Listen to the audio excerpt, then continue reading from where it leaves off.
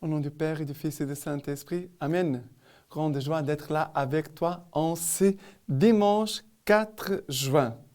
Et dimanche, c'est toujours une journée de résurrection, jour de fête et de joie, car Jésus est là avec nous. Il rassemble son Église, il rassemble sa famille pour venir nous parler et pour pouvoir faire son œuvre en chacun de nous, pour que nous puissions avoir la force pour pouvoir vivre bien cette semaine et communiquer lui-même aux âmes, aux personnes que nous allons rencontrer. Que nous puissions vivre du Christ, que nous puissions vivre pour le Christ. Et la première lecture d'aujourd'hui, c'est du livre de l'Exode, chapitre 34, à partir du verset 4. Il tailla donc deux tables de pierre semblables aux premières.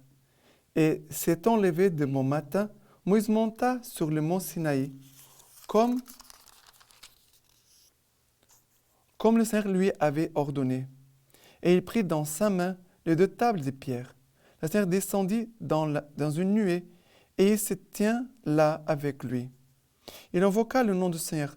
Le Seigneur passa devant lui, et il proclama, « Seigneur, Seigneur, Dieu de tendresse et de pitié, lent à la colère, riche en grâce et en fidélité. » Aussitôt Moïse tomba à genoux sur le sol et se prosterna. Puis il dit, « C'est vraiment, Seigneur, j'ai trouvé grâce à tes yeux, que mon Seigneur veuille bien aller au milieu de nous, bien que ce soit un peuple à la nuque raide. Pardonne nos fautes et nos péchés, et fais de nous ton héritage. » Très beau, mon Dieu, quelle beauté ce passage. Moïse qui va là, au Sinaï, sur la montagne du Sinaï, pour être là avec le Seigneur. Et dit que le Seigneur descendit dans une nuée et s'étend là avec lui. Le Seigneur descend. C'est le Seigneur qui descend. L'homme fait un effort, monter un peu, mais c'est Dieu toujours qui descend. Descend pour venir nous rejoindre, chacun de nous. Et là, quelle est la proclamation de foi de Moïse? « Seigneur, Seigneur, Dieu de tendresse et de pitié, lent à la colère, riche en grâce et en fidélité. » Voilà ce que le Seigneur est. Il est tendresse et pitié, lent à la colère, riche en grâce et en fidélité. Et nous, qu'est-ce que nous sommes? Ça, c'est le Seigneur qui... Voilà ce que le Seigneur est. Et mais qu'est-ce que nous sommes? Qu'est-ce que nous sommes? Nous sommes appelés à devenir comme lui, comme Dieu est. Nous sommes appelés à devenir tendres, pleins de pitié, lents à la colère, riches en grâce et en fidélité. Si nous sommes appelés à être comme le Seigneur, c'est pour ça que nous avons besoin de l'Eucharistie, d'aller à la messe pour recevoir ce Dieu, pour qu'il puisse être là en nous. C'est que je ne sais pas naturellement, je peux le devenir spirituellement. Et aussitôt Moïse tomba à genoux, ça veut dire il se prosterna, il est en train d'adorer le Seigneur. Il adore, il va dire, Seigneur, si j'ai trouvé grâce à tes yeux, que mon Seigneur veuille bien aller au milieu de nous. Seigneur, reste avec nous. Reste avec nous. Bien que ce peuple soit un peuple à la nuque raide. Ce peuple est un peuple difficile, Seigneur. Un peuple têtu. Mais pardonne nos fautes et nos péchés. Encore, qu'est-ce qu'il demande? Seigneur, Moïse demande, Seigneur, reste avec nous. Nous sommes un peuple orgueilleux, têtu, mais pardonne nos fautes, pardonne nos péchés et fais de nous ton héritage. Ça veut dire, Seigneur, fais de nous les témoins de ta présence, de ton amour, de ta grâce. Seigneur, comble-nous de ta présence, que nous puissions manifester que tu es là avec nous. Voilà.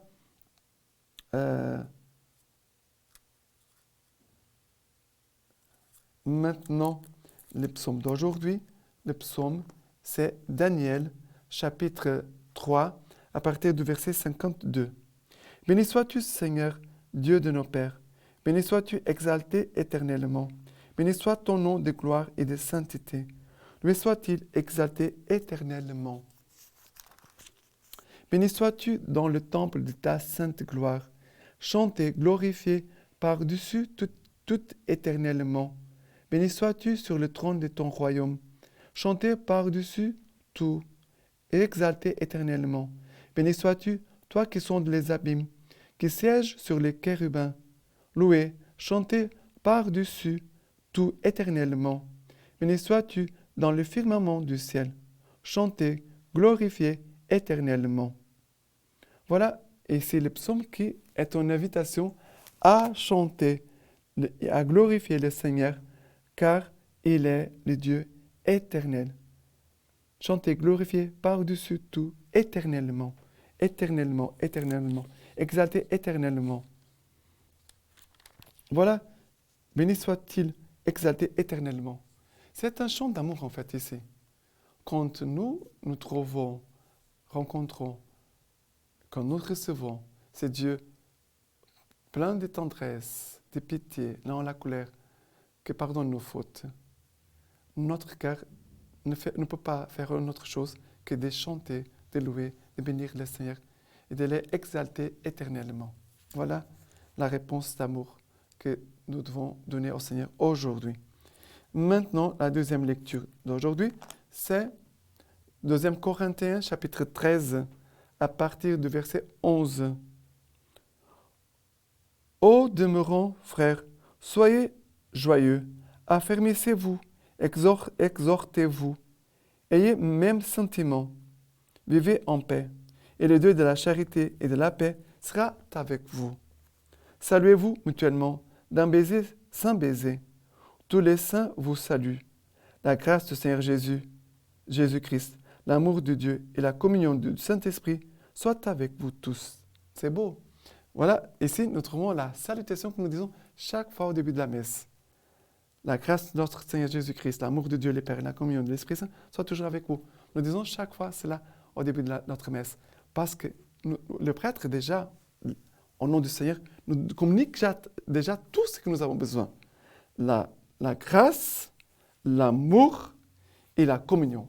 Si nous avons la grâce, l'amour et la communion, alors nous sommes bien, chacun de nous est bien, l'Église, elle se trouve bien, et c'est sûr que l'Église va rendre un bon témoignage après, dans le monde. Mais, et Saint Paul qui nous invite, soyez joyeux.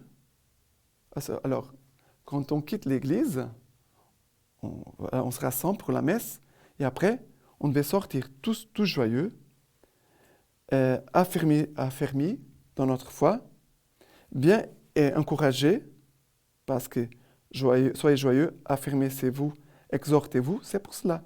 Joie, ferme dans la foi et encouragé. D'avoir le même sentiment. Avoir le même sentiment, ça veut dire l'unité, vivre en paix, et le Dieu de la charité et de la paix sera avec nous.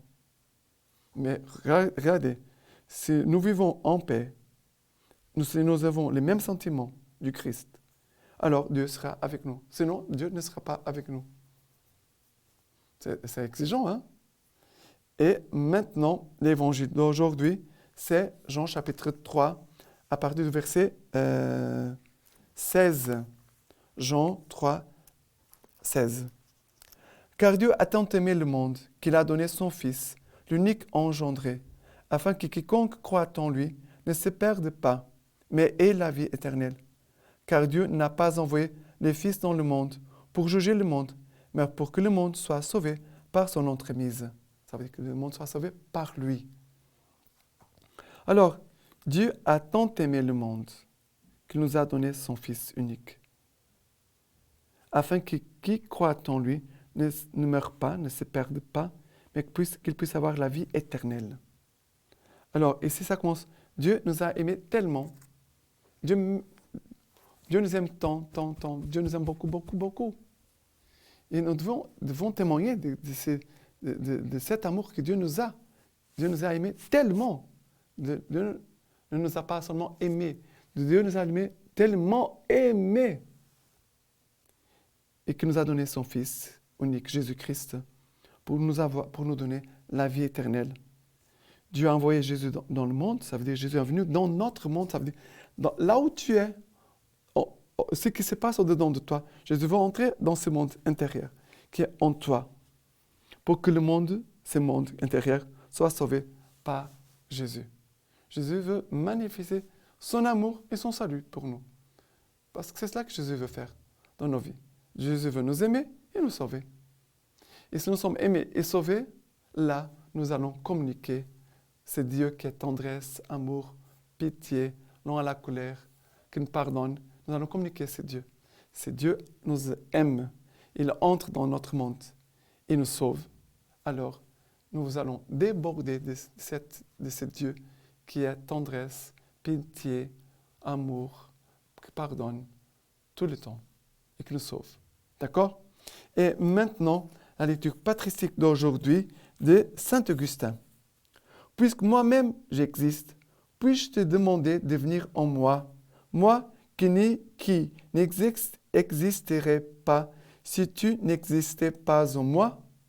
Je ne suis pas encore arrivé dans le séjour des morts, et pourtant tu es là aussi.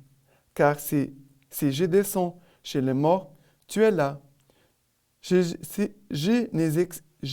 n'existerai donc pas, mon Dieu.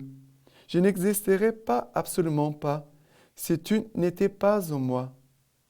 Ou plutôt, je n'existerai pas si je n'étais pas en toi, toi de qui, par qui et en qui sont toutes choses. C'est bien cela, Seigneur, c'est bien cela. De quel côté crier pour t'appeler, puisque je suis en toi? Et d'où viendrais-tu? En moi? Où donc devrais-je me retirer? Hors du ciel et de la terre, pour que de là vienne jusqu'à moi le Dieu qui a dit, c'est moi qui remplis le ciel et la terre. Et maintenant, je vous laisse la bénédiction par les mains toutes pures de la Vierge Marie. Dieu Tout-Puissant vous bénisse et vous garde, le Père, le Fils et le Saint-Esprit. Amen.